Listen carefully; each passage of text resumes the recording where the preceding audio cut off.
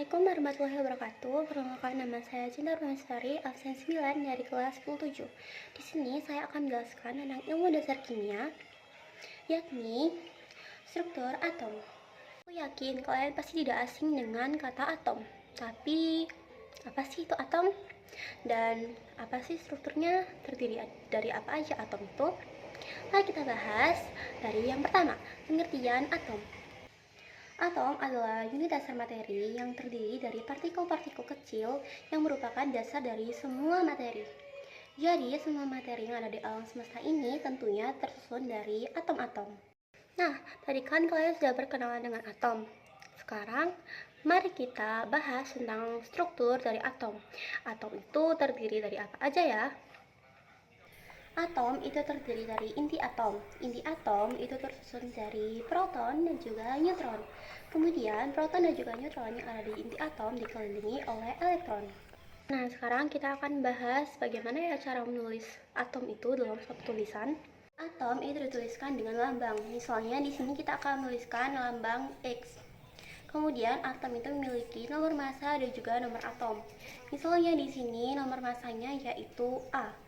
Kemudian nomor atomnya yaitu Z. Nah, penulisannya akan seperti ini. Terus bagaimana sih cara kita menentukan proton, elektron, dan neutron? Untuk menentukan proton dan elektron, kalian hanya melihat saja nomor atomnya.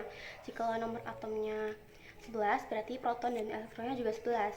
Untuk menentukan neutron, kalian tinggal mengurangi massa dan juga protonnya.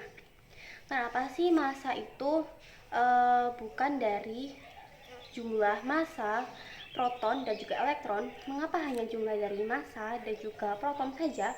Kenapa elektron tuh nggak pakai ya? Kenapa? Karena elektron itu massanya tuh sangat sekali kecil. Nah, jadinya dia bisa diabaikan atau dibiarkan. Makanya massa itu hanya merupakan penjumlahan dari neutron dan juga proton. Elektron dibiarkan. Nah, dari penjelasanku tadi, kita bisa menentukan bahwa jikalau atomnya seperti ini, maka kita bisa menentukan proton, elektron, dan neutronnya. Sekarang kita akan bahas tentang istilah-istilah baru, yaitu ada isotop, isoton, dan isobar. Nah, isotop adalah atom yang memiliki jumlah proton yang sama. Kemudian kalau isoton itu berarti atom yang memiliki jumlah neutron yang sama. Kalau isobar itu adalah atom yang memiliki jumlah massa yang sama. Nah, dari penjelasan tadi kalian bisa dong mencari isotop, isoton, dan isobarnya. Seperti halnya ini. Isotopnya berarti adalah A dan juga C. Kalau isotonnya berarti adalah B dan E. Kalau isobarnya yaitu adalah C dan D. Nah, selanjutnya kita akan membahas tentang sejarah dikenalnya atom hingga saat ini. Wah, panjang sekali ya sejarahnya. Yang pertama ada teori Demokritus. Yang kedua ada teori Dalton.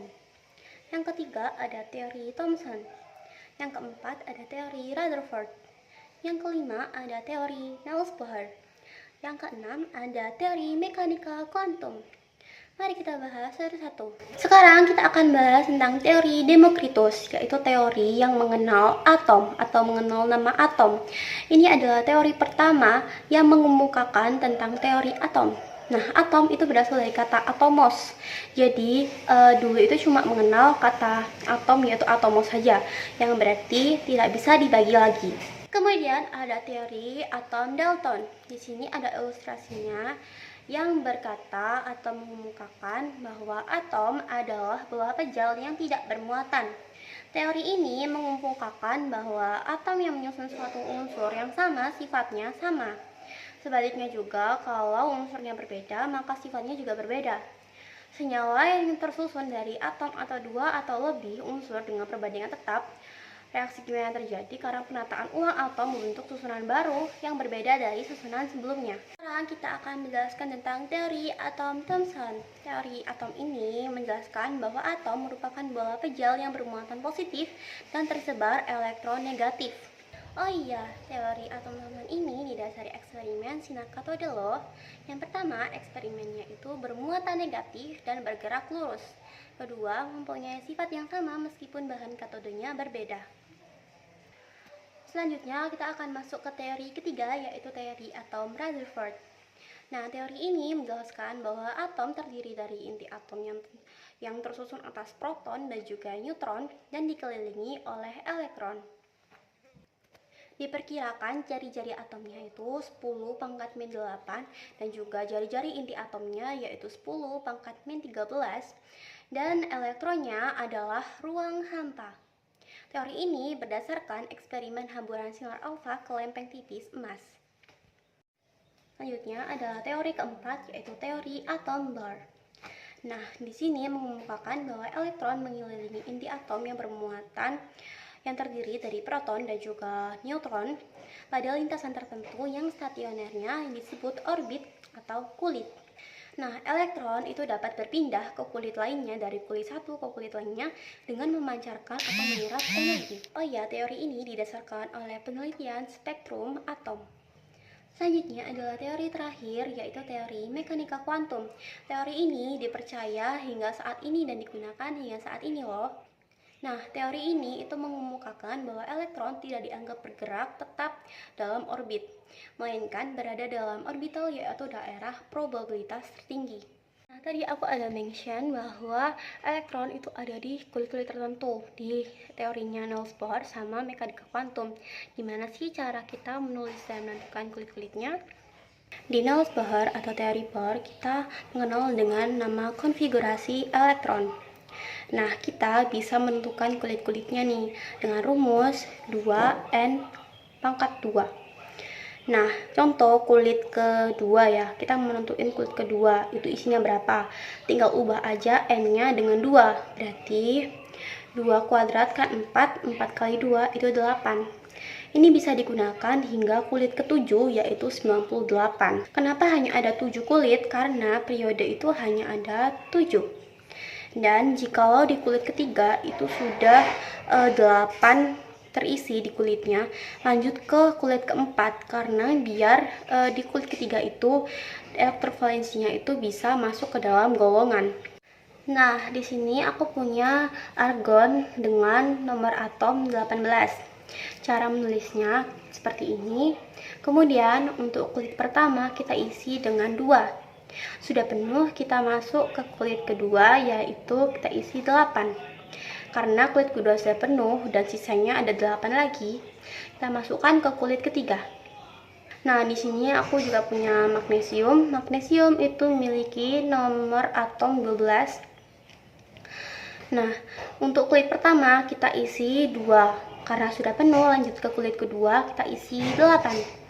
Karena sisanya 2 dan kulit kedua itu sudah penuh, kita masuk ke kulit ketiga. Jadi kulit ketiga kita isi 2. Jadi 2, 8, 2. Di teori Niels Bohr ini, aku tuh paling suka kalau kita bisa nentuin elektron valensinya. Elektron valensi adalah elektron yang ada di bagian paling luar. Contohnya tadi ada argon kan. Argon itu kan 2, 8, 8. Berarti elektron valensinya adalah 8. Terus tadi ada magnesium.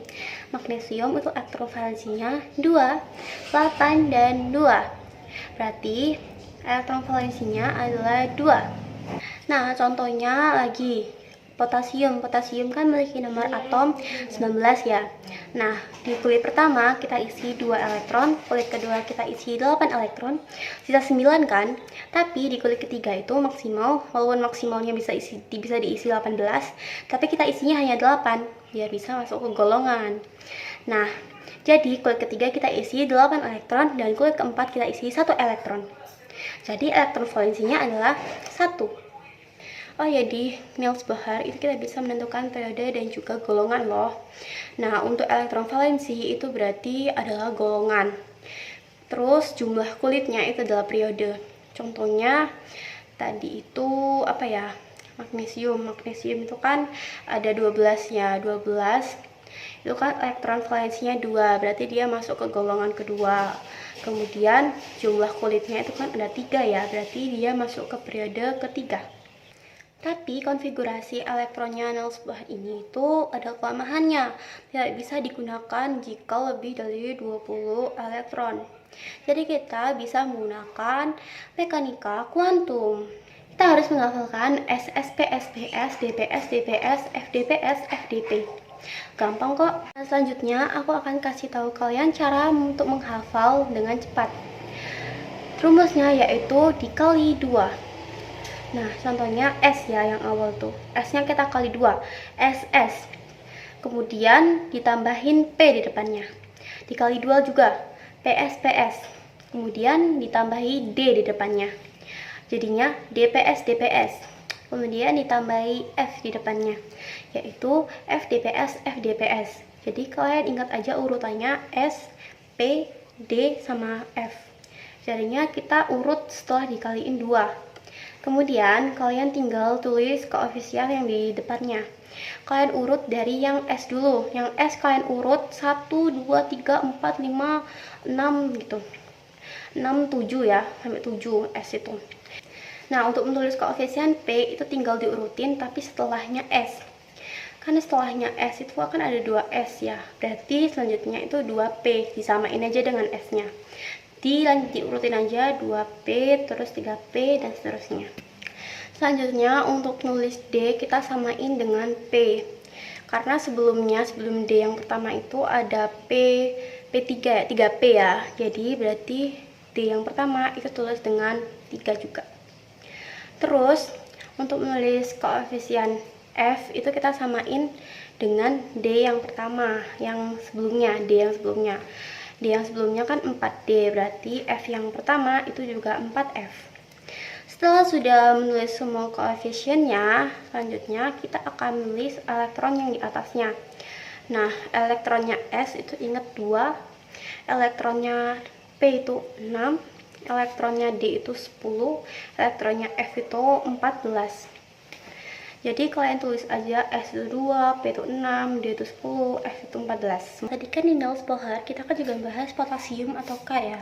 K itu kan memiliki nomor atom 19. Nah, kalau di konfigurasi elektronnya Niels Bohr itu seperti ini. Nah, sekarang kita akan menulisnya dalam mekanika kuantum. Oke, yang pertama kita akan menghitung dulu jumlahnya. Karena nomor atomnya potasium atau K itu ada 19, berarti kita harus menghitung elektronnya yang atas, bilangannya atas sampai 19 jumlahnya. Pertama itu berarti kan 1s2, berarti ada 2 elektron. Terus ada 2s2, yaitu udah ada 4 elektron. Terus ditambah 2p6 jadi 10 elektron, ditambah 3s2 jadi 12 elektron, ditambah 3p6 jadi 18 elektron. Nah, kurang 1 elektron kan supaya menjadi 19 elektron. Makanya di yang 4s2 itu kita tulisnya jadi 4s1 karena kita cuma butuh 1 elektron bukan 2 elektron. Jadinya 1s2, 2s2, 3p6, 3s2, 3p6, 4s1. Di teori mekanika kuantum kita juga bisa menentukan golongan serta periode dan juga bilangan kuantumnya loh. Nah, untuk golongan itu kalian lihat elektron yang paling atas di yang bilangan terakhir. Contohnya di potasium yang tadi itu kan yang paling akhir itu kan 4s1 kan ya. Berarti golongannya termasuk yang atas 1. Berarti golongan dari potasium adalah 1A.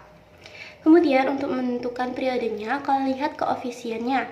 Nah, ini koefisiennya kan 4, berarti dia termasuk ke periode keempat. Jadi, potasium atau K itu adalah golongan ke-1A dan juga periode keempat. Selanjutnya kita akan mencari bilangan kuantum ya. Kita tetap fokus di yang paling akhir tadi, yang di potasium, yaitu yang 4s1. Nah, 4s1 ini kita akan mencari bilangan kuantumnya. Bilangan kuantum itu ada bilangan kuantum utama, azimut, magnetik, dan spin. Untuk bilangan kuantum utama itu kita lihat koefisiennya. Kan di potasium itu yang paling akhir itu kan 4s1 ya, dan koefisiennya itu 4. Jadi bilangan utamanya itu 4. Terus untuk azimut kita lihat hurufnya, yaitu S. Tapi kita perlu dihafalin ya, kalau S itu sama dengan 0, kalau P itu sama dengan 1, kalau D itu sama dengan 2, kalau F itu sama dengan 3. Nah, kalau dia S berarti S atau 0, berarti azimutnya S atau 0. Nah, selanjutnya kita akan cari magnetik. Magnetik itu kita harus membuat tabelnya dulu, tapi sesuai dengan elektronnya. Contohnya S itu kan memiliki 2 elektron. Nah, P itu kan punya elektronnya 6. Kalau kita mau buat tabel, itu tinggal dikurangin atau dibagi 2 aja. Contohnya ya kan, S itu kan elektronnya ada 2. 2 dibagi 2 berarti 1. Berarti tabelnya ada satu kotak itu. Terus kalau P itu kan ada 6 elektron, dibagi 2 ada 3, berarti dia ada 3 kotak. Kalau D itu kan ada 10 elektron. Nah, 10 elektron dibagi 2 ada 5, berarti 5 kotak. Terus F itu kan ada 14 dibagi 2 ada 7, berarti terdiri dari 7 kotak. Nah, setelah kita menentukan tabelnya tadi, kita harus menentukan jumlahnya ya, atau nilainya. Untuk nilai tabel yang ada di tengah-tengah itu nilainya 0. Kalau ada di sebelah kanannya itu adalah positif, kalau di sebelah kirinya itu negatif. Nah, kalau di potasium itu kan elektronnya yang terakhir itu kan cuma 1 kan ya, berarti dia cuma ada di kotak yang tengah, karena kita kan mulainya itu dari anak panah yang menghadap ke atas ya. Nah, kotaknya juga cuma 1, berarti dia 0 nilainya, magnetiknya 0. Terus untuk spin itu kita lihat anak panahnya itu menghadap ke atas atau ke bawah. Kalau menghadapnya ke atas itu berarti nilainya plus 1/2. Kalau menghadap ke bawah nilainya min 1/2. Nah, selesai sudah video dari saya. Semoga video dari saya bisa bermanfaat. Dan terima kasih. Wassalamualaikum warahmatullahi wabarakatuh. Bye-bye.